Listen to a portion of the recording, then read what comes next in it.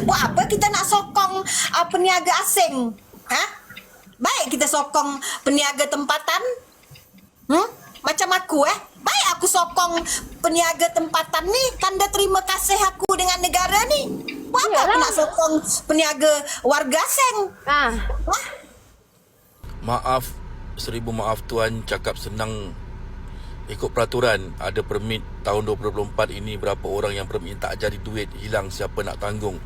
Jawab, jangan asyik nak cari salah orang saja, maafkanlah bila ada tutur kata yang salah. Oh, tak salah. Cuma perkataan salah ini tanya Kokori. Dia kata immigration buta tak buat kerja.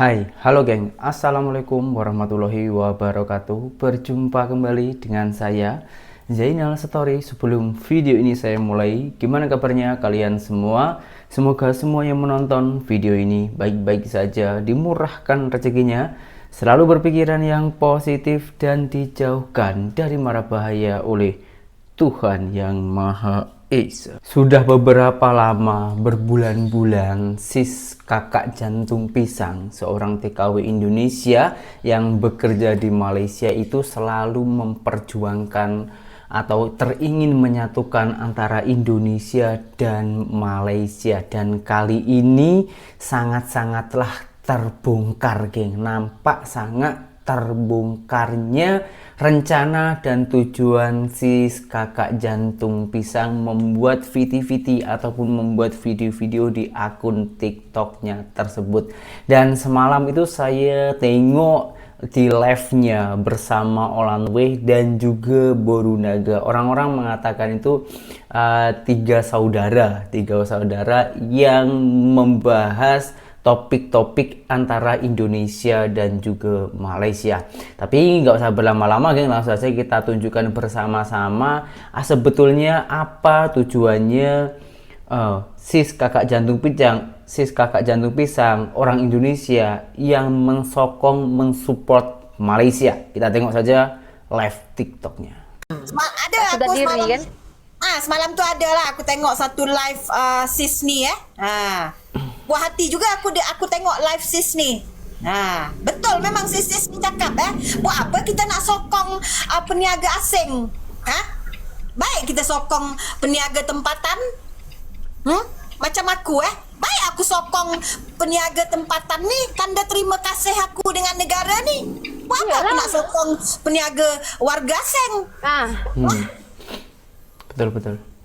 Kalau aku sokong warga negara tempatan, perniagaan warga negara tempatan ya, setidaknya duit di orang tu di dalam negara ni juga bisa menggaji aku. Kalau aku sokong peniaga warga negara asing ya, duit dia dihantar ke kampung dia. Tahu? Menguntungkan negara dia. Baik aku sokong peniaga warga negara tempatan ni. Aku memang tak akan sokong ya. Walaupun cili sebiji sekarang ni, aku tak akan beli di kedai-kedai Aceh. Tahu? Itu dia. Tahu? Walaupun satu botol air mineral, aku akan beli di Jaya Grocer ke, Speed Mart ke, Ikhwan Mart ke, itulah. Yalah, sebab itu memang usaha orang tempatan. Ya. Betul, aku cakap makanan pun aku makan di kedai Melayu tau. Tekak aku ni dah belajar sekarang masuk makanan Melayu, faham? Makan budu. Ya. Betul baru cakap. Lagi sedap. Makan ulam-ulam. Ya. Wah, apa aku nak sokong peniaga asing? Sebab aku tengok tak semualah, tapi kebanyakan Ya, orang tak semua. Orang kalau dah berjaya dekat Malaysia ni, dia udah berjaya. Belagak betul, belagak nak mampu. Lepas tu menjatuhkan rakyat tempatan tau. Cakap nak ambil lah pekerja rakyat tempatan. Nanti kerja seminggu, 2 hari masuk, 3 hari cuti. Apa benda kau cakap macam tu? Kalau iya sekalipun kau tak payah cakap. Kau senyap je tau. Kau hargai sikit. Ini kau lagi nak cakap macam tu. Tu ayat-ayat sotong lah tu. Ya betul. Kan? Betul. Ada aku dengar macam tu Dekat live lah dulu dia cakap dengan si Apek tu hari. Ya. Kan ada videonya. Ada video dia. Ada aku dengar cakap-cakap perkataan macam tu tau. Jadi Tak nak ambil kerja tempatan ni Kerja 3 hari, cuti 2 hari. Apa benda kau cakap benda macam tu? sebab itulah si Renita ni ingat kan, oi petik je JP 3 serangkai naik ni. Oh, 3 serangkai. Cubalah sebab kalau dia buat video 10 macam tu lah. Dia nak rasa juga orang Malaysia kenal dia. Dia gunalah kita. Oh, pansos. Gitu. Yelah, sebelum ni yang kenal dengan dia kan geng-geng yang suka tengok dia live joget gelek-gelek tu. Mana ada orang kenal dia selain tu. Itu cerita dia. Sila. Pede, percaya diri dia. Aku bukan nak mengatalah pede dia. Iya. Di mana dia dapat percaya diri tu Boru? Entahlah, aku yang tengok pun aku malu tau. Dia boleh dia rasa dia wow, perfecto gitu because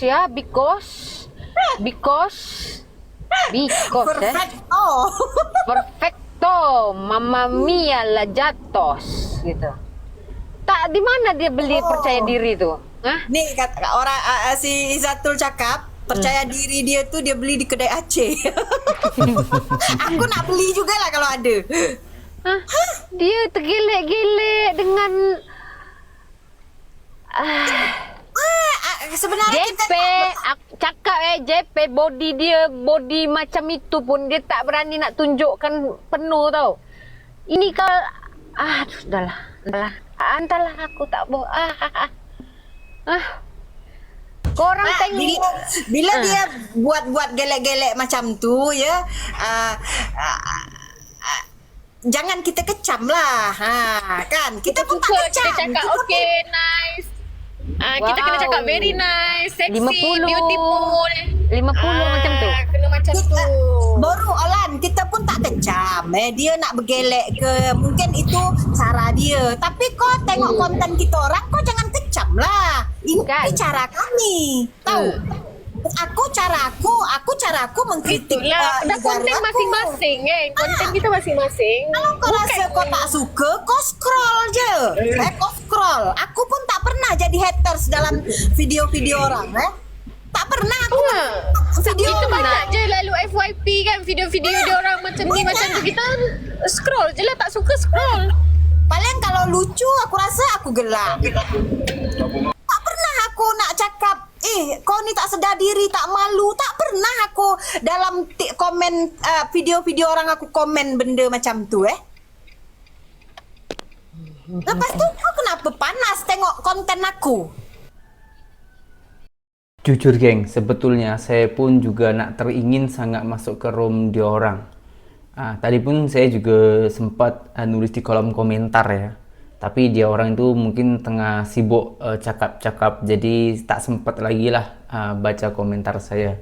Coba lain kali saya bagi tahu dia orang, ketiga dia orang itu, boleh tak saya masuk ke room live-nya dia orang ketiga-tiganya itu.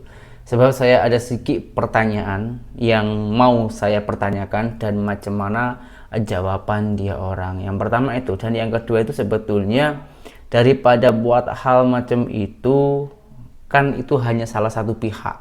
Coba kalau dibuatkan dua belah pihak.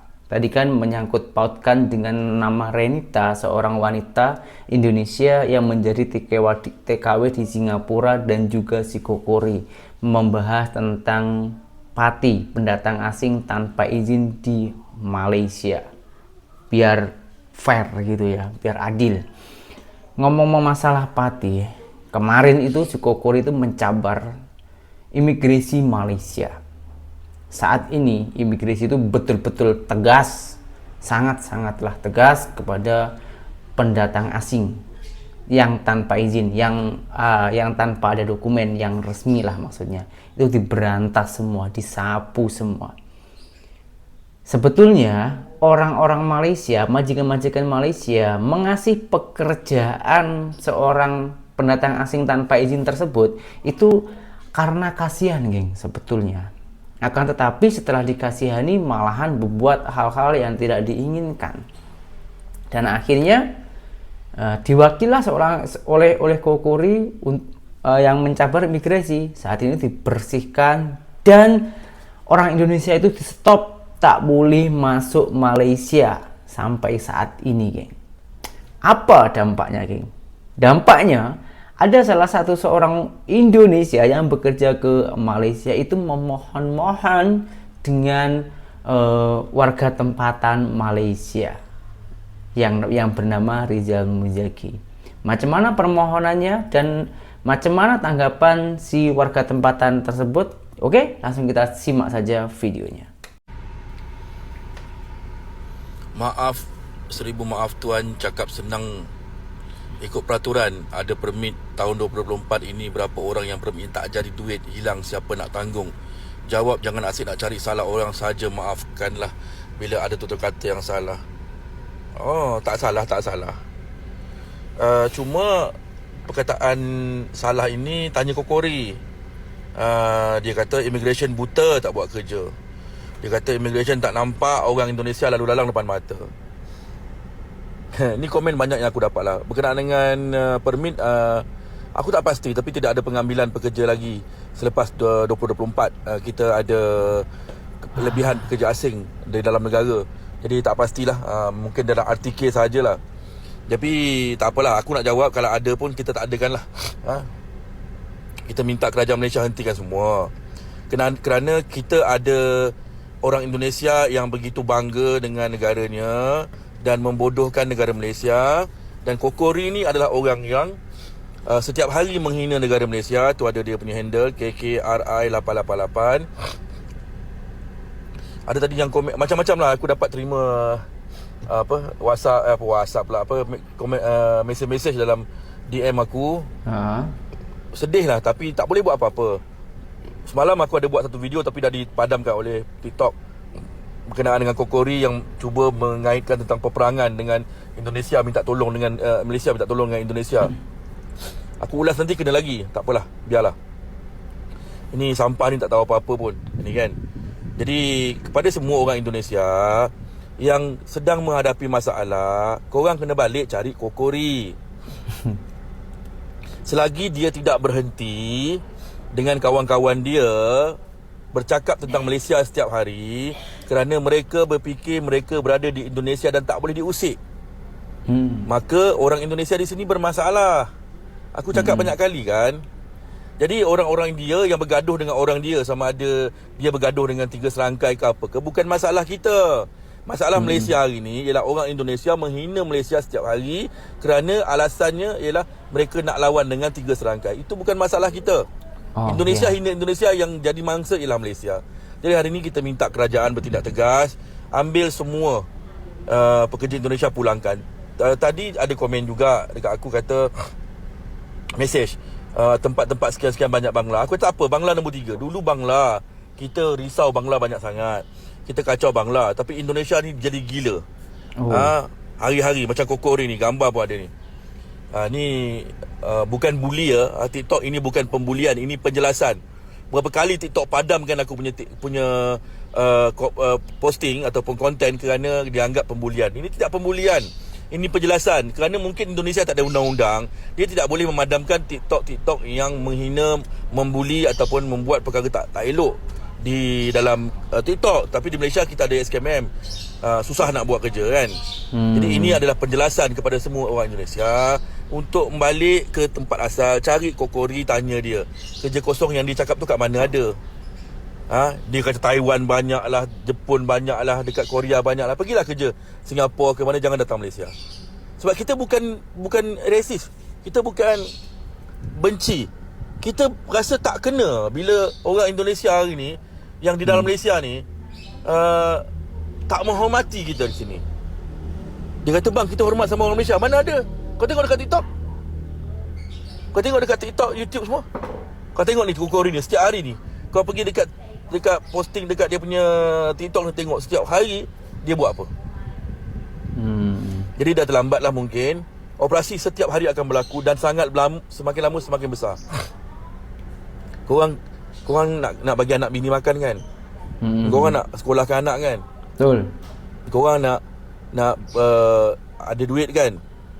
Datang Malaysia susah-susah naik tongkang, ikut jalan belakang, ada yang kena tipu dan sebagainya. Susah payah kerja di Malaysia. Tapi akhirnya ada satu orang Indonesia yang begitu bangga. Bukan satu, ada banyak yang begitu bangga dengan cerita Indonesia dia dan menghina negara Malaysia ni macam Malaysia ni bangkai sangat. Tapi yang lucunya, orang Indonesia tu punya ramai, ada berjuta-juta dalam negara ni. Berjuta-juta dalam negara ni. Dia sedang bercerita tentang hebatnya Indonesia, kita tak peduli. Tapi bila dihina negara Malaysia yang berjuta-juta orang Indonesia tengah cari makan, itu bodoh. Cuba tanya Kokori. Cuba tanya dia. Macam mana nak buat ni? Ya, jangan salahkan orang Malaysia. Itu saja daripada aku. Oke geng, saya karena orang Indonesia yang pernah bekerja di Malaysia. Coba bayangkan 8 tahun saya itu bekerja di sana. Saya akan membalas ataupun juga ikut memberi tanggapan kepada orang Indonesia yang memohon kepada warga tempatan tersebut. Yang tulisannya itu tadi, maaf 1000 maaf, Tuan, cakap senang. Ikut peraturan ada permit tahun 2024. Ini berapa orang yang permitnya tak jadi duit, hilang, siapa nak tanggung jawab? Nah, ini saya jawab dulu geng. Kawan-kawan saya di sana itu banyak juga yang tanpa ada dokumen ataupun kosongan. Itu case-nya itu bermacam-macam, ada yang kena tipu dan lain-lainnya. Sampai saat ini dia orang alhamdulillah sudah ada dokumen ikut RTK poin 2. RTK 2.0. Itu semuanya alhamdulillah jadi, semuanya jadi, tak ada yang tertipu. Tapi saya dengar yang kena tipu itu agent yang tak bertanggung jawab. Kalau dari peraturan ataupun dari undang-undang dari kerajaan Malaysia itu pasti jadi. Sebab ketika kita membuat permit Malaysia, kita harus pergi ke imigrasi, membawa majikan kita, pekerjaan kita macam mana, dan rumahnya pun juga ataupun tempat tinggalnya pun juga harus layak. Semuanya itu sudah detail. Tapi kalau lewat agent hanya membayar uang. Lalu yang menjalankan itu agent. Dan agent itu yang saya ketahui ya, rata-rata orang Indonesia yang berada di sana, yang sudah lama di sana, ataupun orang Indonesia yang sudah mempunyai IC merah di sana, geng. Biasanya macam itu ya. Jadi jangan salahkan Malaysia. Mohon maaf, saya ini bukannya terlalu membela Malaysia, bukan. Tapi saya hanya memberikan kebetulan. Memang macam itulah fakta di lapangan. Kalau orang tak percaya, silahkan datang sendiri ke Malaysia. Macam mana kondisi di sana?